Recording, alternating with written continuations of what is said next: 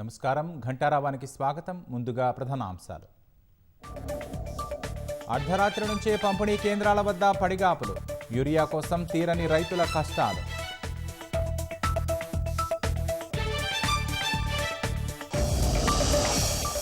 శ్రీశైలం ప్రాజెక్టుకు కొనసాగుతున్న ప్రవాహం.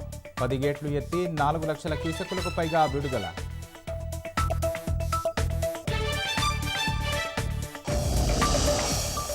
రేఖా గుప్తాను కత్తితో పొడవాలని నిందితుడి ప్రణాళిక.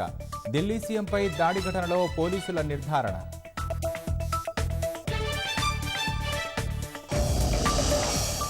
దేశ ప్రయోజనాలకు అనుగుణంగానే చమురు కొనుగోలు.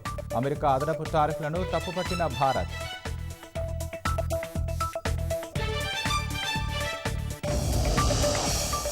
యూపీ రోడ్డు ప్రమాదంలో 8 మంది మృతి, 43 మందికి గాయాలు, 3 పరిస్థితి విషమం.